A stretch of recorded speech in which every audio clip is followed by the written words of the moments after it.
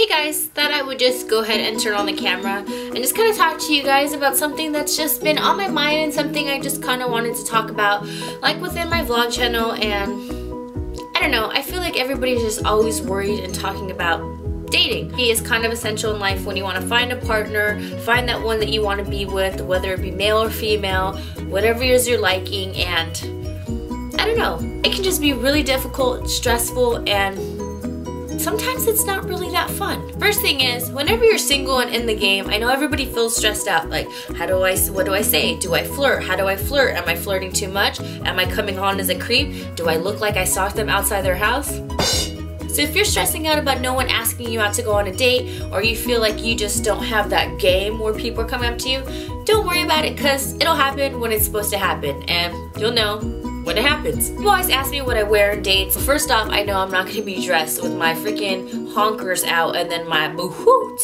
completely out at the same exact time. I am one that I like to dress like a lady, but still sassy, or just enough. I think it's important how you dress, because you definitely don't want to give off the wrong message. I mean, if you obviously have your bazookas up to your chin, then there might be a little bit distraction. It's kind of like when girls have their, you know, their tiggles out, or whatever size you have, even if it's a mosquito bite. Oh my god, he stared at my boobs the whole entire time. Maybe you shouldn't have your breastises out, ladies. That could definitely solve the problem. Like I said, however you dress, you definitely want to be careful, because you don't want to be portrayed the wrong way. He might think, oh, she wants the date. Basically, the equation's very simple. Don't dress like a hooker, and he won't treat you like a hooker. When you go on a date, it's always like you're applying for a job, unfortunately. But you can definitely twerk the way the date's gonna go by actually talking with the person instead of talking at them and asking questions, almost like you're just going off a checklist. Well, you just have to just go lightly and go with the flow. When is your birthday? What's your favorite color? What do you like to do with your friends? What do you do in the free time? What job you have, or what job you don't have, and why are you on a date? Topics that I like to talk about is what I like to do on the weekends, what I do on my free time. Talk to a camera by myself in a room. We all have our different hobbies, right? So you can kind of get a clue and a sense of how that person really is. I mean, obviously by asking those questions, if he starts saying that he likes to set things on fire and he loves fighting, then you already know how the night is gonna go. And check please. Try to stay away from topics like sex, and sex. I feel like sometimes people are just so open these days, where I am saying that from experience, because I had actually a date go ahead and just say, so how many people have you been with? And I literally thought that I just blacked out, and I made up that envision that he told me that. Of course I acted very nicely, and I was polite, and I acted like the lady I did not want to be at the time, because I wanted just to rip off his head and then kick it across the restaurant. It's just because you don't ask those types of questions. What I should have done is I should have just not hesitated. I should have said, 97, you? That probably would have shocked him. But who knows, maybe he would have topped me, and then look, I would have just had a blessing in disguise on accident. I'm obviously going to talk about what job you have, what career, if you're going to school, if you're not in school, and all that good stuff. And if you don't have an answer to any of those, then I wouldn't really be on a date right now. I would be looking for, you know, some sort of education or job, because what are you doing on a date? You got things to do. You got priorities. As for foods, what I tend to do is I kind of go for like the foods that I know that aren't going to stain my clothes, splash all over, because I'm a messy eater. And I don't know, I'm not one where I worry about garlic, because you know why? I don't plan on kissing that person on the very first date. That's one thing that I feel like so many people feel pressured of, like, oh my gosh, what happens if he tries to kiss me? And then all of a sudden you're just standing there and it's the end of the night, and you're gonna go home, and then you just see him and he's just gonna lean in. And then at the time you're just like, because you're not sure if you want to kiss him or not. The thing is, for me, no matter how bad you think that you're that attracted to somebody, or you just feel like you just want to just go ahead and kiss them on that first date, don't. I promise you, don't. You want to leave them anticipating more. You want them to say, hey, you know what? This is like the first girl hasn't kissed me for the very first time, let alone sleep with them. I just feel like girls go ahead and just give too much too quick, and I think it's really good just to kind of save that. I'm mean, if you feel like you can truly have a connection with someone, and I'm not talking about this kind of connection. I'm talking about like stimulating your mind mentally, and just obviously there's already physically if you're already thinking about that, which you should not be thinking of. But I'm saying if you feel like you can feel a connection with them in the future, then why not wait if you know you're gonna have that connection? I think it makes sense. Don't rush. There's plenty of time to figure out all those types of things, and there's plenty of time where you will get to the stage of a little pervert. I always like to have manners. I always like to chew with my mouth closed, but say that he's completely annoying me and he's completely cocky and talking about himself and how wonderful and badass he is, then I would definitely chomp on my food so that I can't hear him talk anymore.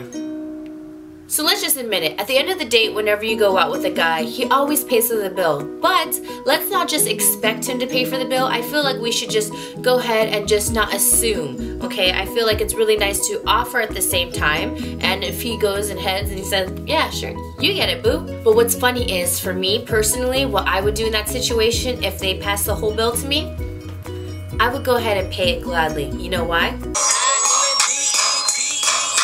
Trust me, even though you had a bad date, that satisfaction in the end would be grand. Like I said, whenever you start dating, it's just all about experience. I mean, when you meet the first person that you're gonna go on a date with after being single, or you've never dated before, you're gonna go through dates and different dates. I see nothing wrong with dating multiple people.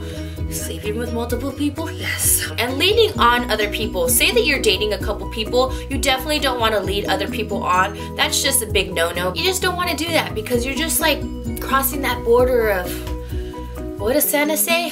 Ho, ho, ho. And you don't want to be that girl. You don't want that done to you, and you don't want to do that to someone else. Every date is going to be different, and every person is going to be different, so don't expect one date to be the same as the next with someone else. You have to go ahead and give people chances. I'm telling you, when you least expect it, you're going to go on a date that you might have like the worst case scenario in your head. Might be Prince Charming. When you kiss him at the end of the night, hence it is not the first date, might turn into your prince. Who knows? Some guys are going to be emotional, some of them are going to be really conceited, some are going to be cocky, some are going to be funny, some are going to be sweet, some are going to be very romantic.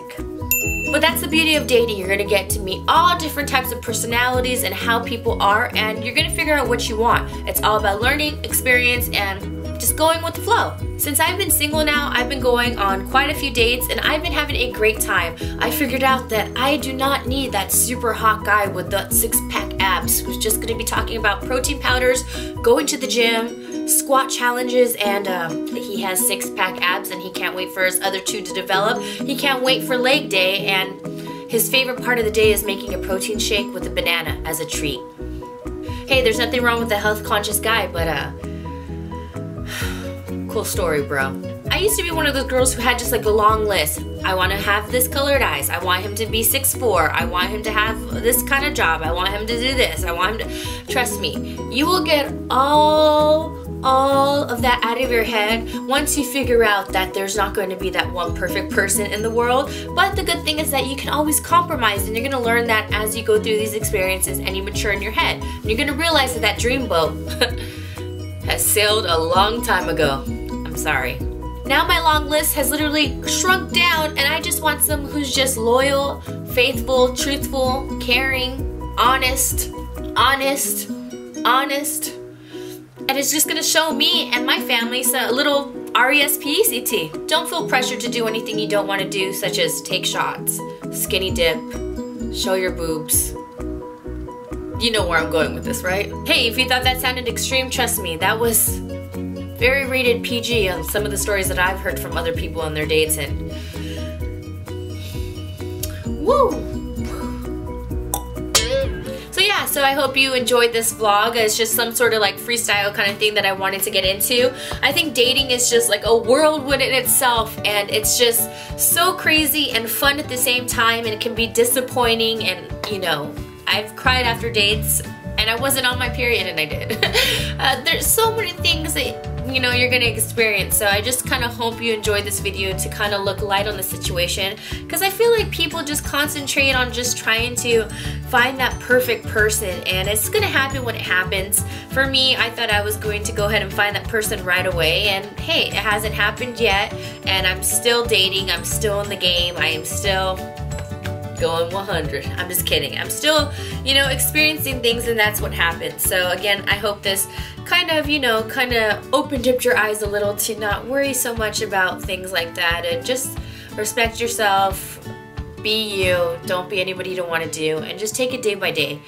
When you have all these terrible dates, what's the worst that can happen? You're just not going to go on another date. You just have to suffer for those couple hours, because trust me, I've had a date that was literally 3 hours long, and yeah, I thought I was in the Twilight Zone, and the date lasted 72 hours. Not fun. But hey, I'm here, I'm alive, I'm healthy, I have my family with me and everything like that, and I'm good to go. So on to the next one. So I will see you guys in my next vlog, and if you like this type of vlog, then go ahead and comment down a topic that you would like me to talk about, and hey, I might do it. Mwah. Whoop whoop.